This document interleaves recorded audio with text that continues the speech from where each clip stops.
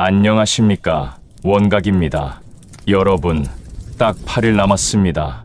2026년 1월 20일 화요일, 대안이 찾아옵니다. 이 영상 끝까지 안 보시면 병오년 겨울을 제대로 마무리하지 못하고 봄을 허약하게 맞이하게 됩니다. 끝까지 집중해주세요. 대안은 24절기의 마지막 절기입니다. 이름 그대로 큰 추위라는 뜻이죠. 2026년 대안은 1월 20일 화요일, 태양의 환경이 300도에 이르는 시점입니다. 겨울의 끝자락이자 봄을 준비하는 중요한 전환점입니다. 여러분도 지금 이런 고민 있으시죠? 겨울만 되면 유독 기력이 떨어지고, 감기에 자주 걸리고, 손발이 차고, 소화가 잘 안 되고, 면역력이 약해진 것 같고, 따뜻하게 입고 챙겨 먹어도 왜 계속 몸이 무거운지, 봄이 오기도 전에 이미 지친 느낌, 주변 사람들은 멀쩡한데 나만 이렇게 힘든 것 같다는 생각 많이 하셨을 겁니다. 왜 이런 일이 일어나는 걸까요? 대안 시기의 특성을 이해하면 답이 보입니다. 대안은 겨울 내내 쌓인 한기가 몸속 깊이 박혀있는 시점입니다. 동시에 봄을 향해 몸이 움직이려는 기운이 싹 트는 때이기도 하죠. 이 과도기를 제대로 보내지 못하면 봄이 와도 기력이 회복되지 않습니다.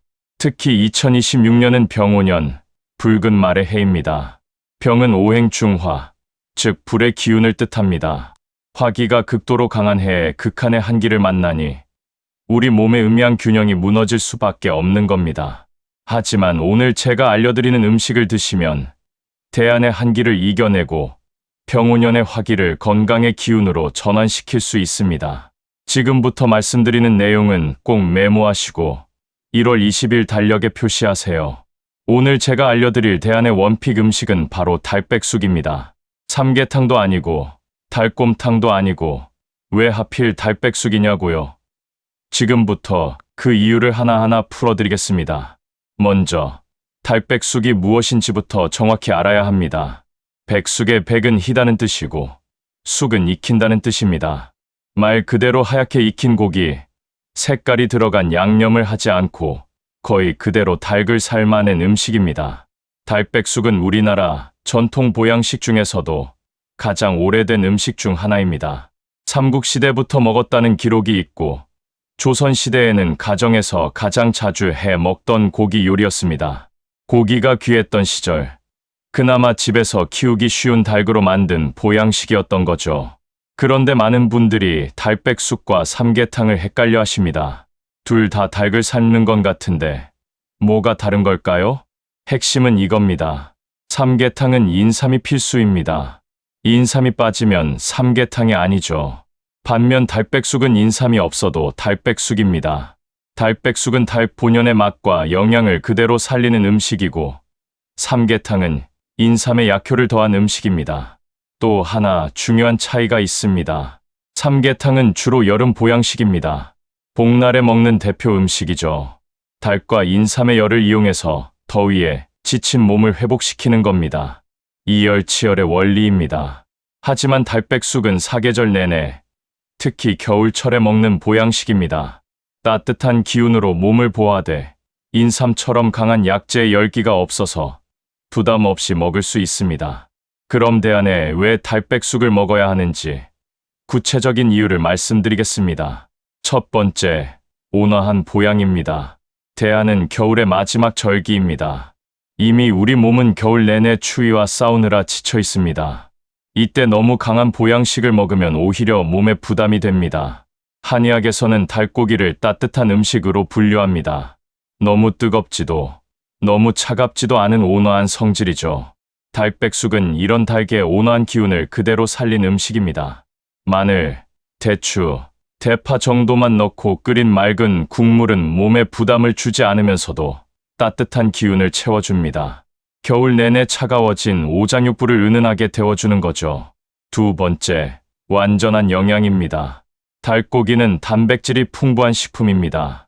100g당 단백질이 20g 이상 들어있고 지방은 적습니다. 특히 닭가슴살은 다이어트 식품으로도 유명하죠. 그런데 달백숙은 닭을 통째로 삶기 때문에 닭의 모든 영양이 국물에 우러납니다. 단백질뿐만 아니라 비타민, 미네랄, 콜라겐 등이 풍부한 국물이 만들어지는 겁니다. 특히 닭의 뼈에서 우러나는 칼슘과 콜라겐은 겨울철에 약해진 뼈와 관절에 좋습니다. 차가운 날씨에 경직된 관절을 풀어주고 뼈 건강을 지켜주는 거죠. 세 번째, 면역력 강화입니다. 겨울에서 봄으로 넘어가는 환절기, 대한 시기는 감기에 걸리기 가장 쉬운 때입니다. 날씨 변화에 몸이 적응하지 못하고 겨울 내내 약해진 면역력이 더욱 떨어지기 때문이죠. 달백숙에 꼭 들어가는 마늘은 알리신이라는 성분이 풍부합니다. 알리신은 강력한 항균, 항바이러스 효과가 있어서 면역력을 높여줍니다. 특히 마늘을 으깨서 넣으면 알리신이 더 많이 나옵니다. 대추도 빼놓을 수 없습니다. 대추는 기와 혈을 보하는 약재로 면역력을 높이고 몸을 따뜻하게 해줍니다. 달콤한 맛이 국물의 풍미도 더해주고요. 네 번째, 소화가 편합니다. 겨울철에는 활동량이 줄고 추운 날씨에 소화 기능도 약해집니다. 이때 기름지거나 자극적인 음식을 먹으면 속이 더부룩하고 소화가 안 되죠. 달백숙은 맑은 국물 요리라 소화가 잘 됩니다. 기름기가 적고 양념도 강하지 않아서 위장에 부담을 주지 않습니다. 특히 노약자나 어린이, 소화력이 약한 분들에게 좋습니다. 또한 따뜻한 국물이 위장을 데워주면서 소화 기능을 활성화시킵니다. 찬 음식을 먹어서 차가워진 속을 따뜻하게 해주는 거죠. 다섯 번째, 봄 준비입니다. 대하는 겨울의 끝이자 봄의 시작입니다. 이 시기에 몸을 제대로 보양하면 봄을 건강하게 맞이할 수 있습니다. 역학적으로 볼 때 대하는 수기쇠치에서 목기무치로 전환되는 시점입니다. 겨울에 물 기운이 빠져나가고 봄에 나무 기운이 싹 트는 때죠. 이때 우리 몸도 겨울 모드에서 봄 모드로 전환해야 합니다. 달백숙의 온화한 기운은 이 전환을 부드럽게 도와줍니다. 너무 강하지 않은 보양으로 몸의 기운을 서서히 끌어올리면서 봄을 맞이할 준비를 하는 거죠. 자, 그럼 이제 가장 중요한 부분입니다. 대안에 먹을 달백숙, 어떻게 만들어야 할까요? 집에서 만드는 달백숙, 어렵지 않습니다. 재료만 제대로 준비하면 누구나 만들 수 있습니다. 필수 재료는 이렇습니다. 닭 한 마리, 마늘 한 줌, 대추 5회, 7개, 대파 1대, 소금, 후추. 이게 전부입니다. 여기에 취향에 따라 생강이나 양파를 추가할 수 있습니다. 닭은 1kg 정도 되는 것이 좋습니다. 너무 작으면 국물이 제대로 우러나지 않고 너무 크면 삶는 시간이 오래 걸립니다. 만드는 방법을 단계별로 알려드리겠습니다. 1단계, 닭을 손질합니다. 마트에서 파는 손질된 닭을 사면 편합니다. 내장을 제거하고 꼬리 부분의 지방도 잘라냅니다. 이 지방 덩어리는 잡내의 원인이 되거든요. 닭을 깨끗이 씻은 다음 찬물에 30분 정도 담가서 핏물을 뺍니다. 이 과정이 잡내를 없애는 첫 번째 비결입니다. 2단계, 마늘을 준비합니다. 마늘 1공에 1-5알 정도를 껍질을 벗긴 채로 준비합니다. 그리고 칼등으로 으깨주세요. 으깨야 알리신 성분이 더 많이 나옵니다. 국물 맛도 훨씬 깊어지고요. 3단계, 냄비에 넣고 끓입니다. 큰 냄비에 닭을 넣고 물을 닭이 잠길 만큼 붓습니다. 너무 많이 넣으면 국물 맛이 연해지니까 닭이 겨우 잠길 정도면 충분합니다. 으깬 마늘, 대추, 대파를 넣습니다. 생강이나 양파를 넣고 싶으면 이때 함께 넣으세요. 4단계, 센 불에서 끓입니다. 처음에는 센 불로 끓입니다. 물이 끓기 시작하면 거품이 올라오는데 이 거품은 꼭 걷어내세요. 이 거품에 잡내가 많이 들어 있습니다. 거품을 깨끗이 걷어낸 후에는 불을 중불로 줄입니다. 5단계, 약 1시간 푹 끓입니다. 일반 냄비로는 1시간에서 1시간 30분 정도 끓여야 합니다. 압력솥을 쓰면 3공에 4공분이면 충분합니다. 끓이는 동안 물이 줄어들면 조금씩 보충해 줍니다. 하지만 너무 많이 넣지 마세요. 국물이 묽어집니다. 6단계, 간을 맞춥니다. 닭이 완전히 익으면 간을 봅니다. 소금과 후추로 간을 맞추는데 처음부터 간을 하지 말고 마지막에 하세요. 처음부터 소금을 넣으면 달기 질겨질 수 있습니다. 간은 조금 싱겁게 하는 게 좋습니다. 먹을 때 소금이나 새우젓으로 각자 간을 맞춰 먹으면 되니까요. 이렇게 만든 달백숙, 어떻게 먹어야 할까요? 달백숙은 뜨거울 때 먹어야 제맛입니다. 따뜻한 김이 모락모락 나는 국물을 한 숟가락 떠서 마셔보세요. 마늘과 대추의 은은한 단맛, 달게 깊은 육수 맛이 입안에 퍼집니다. 달고기는 손으로 뜯어서 먹어도 좋고 젓가락으로 찢어서 먹어도 좋습니다. 소금이나 새우젓에 찍어 먹으면 더 맛있습니다. 국물에 밥을 말아 먹는 것도 별미입니다. 뜨거운 국물에 밥을 넣고 살짝 익혀서 먹으면 추운 겨울 속이 확 풀립니다. 마늘과 대추도 빼먹지 마세요. 마늘은 푹 익어서 호로록 삼킬 정도로 부드러워지고 대추는 국물을 머금어서 달콤합니다. 달백숙과 함께 먹으면 좋은 반찬도 있습니다. 김치는 필수입니다. 특히 시원한 물김치나 백김치가 잘 어울립니다. 달백숙의 느끼함을 잡아주고 입안을 개운하게 해줍니다.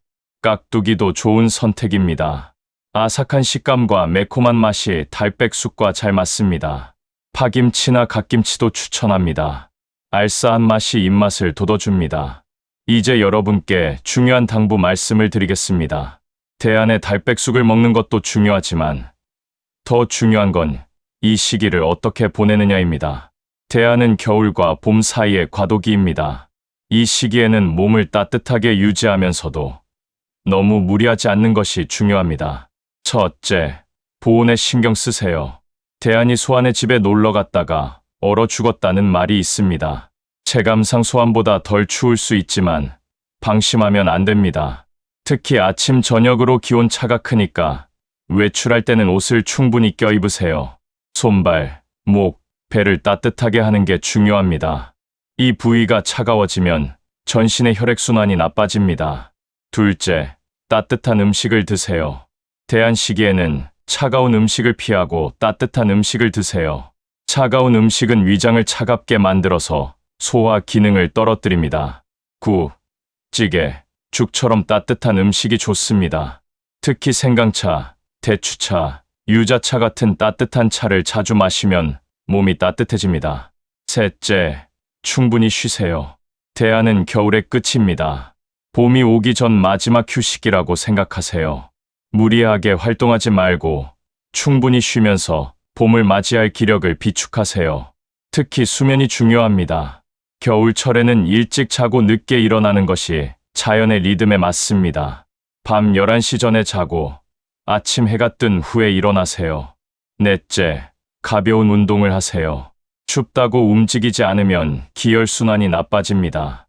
집안에서라도 가벼운 스트레칭이나 요가를 하세요. 따뜻한 낮 시간에 햇볕을 쬐며 산책하는 것도 좋습니다. 30분 정도만 걸어도 몸이 따뜻해지고 기분도 좋아집니다. 다섯째, 마음을 편안하게 하세요. 역학적으로 겨울은 장상의 시기입니다. 저장하고 간직하는 때죠. 마음도 차분하게 가라앉히고 내면을 돌아보는 시간을 가지세요. 명상이나 독서, 조용한 음악 감상 같은 활동이 좋습니다. 마음이 편안해야 몸도 편안합니다. 자, 이제 정리하겠습니다. 2026년 1월 20일 화요일, 대안입니다. 24절기의 마지막이자 겨울의 끝, 봄의 시작입니다. 이날 꼭 달백숙을 드세요. 온화한 보양으로 겨울 내내 지친 몸을 회복하고 봄을 맞이할 기력을 비축하세요. 닭 한 마리, 마늘 한 줌, 대추 몇 알이면 충분합니다. 집에서 푹 끓여서 가족들과 함께 나눠 드세요. 따뜻한 국물 한 그릇이 여러분의 건강을 지켜줄 겁니다. 대안을 잘 보내면 봄이 왔을 때 활기차게 새로운 시작을 할 수 있습니다. 병오년 한 해를 건강하게 보낼 수 있는 첫걸음이 바로 대안에 있습니다. 여러분의 가정의 평안과 건강이 가득하기를 바랍니다. 원각의 고요한 아침이 진심으로 기원합니다. 구독과 좋아요, 알림 설정 부탁드립니다. 여러분의 건강한 하루를 응원하겠습니다. 감사합니다.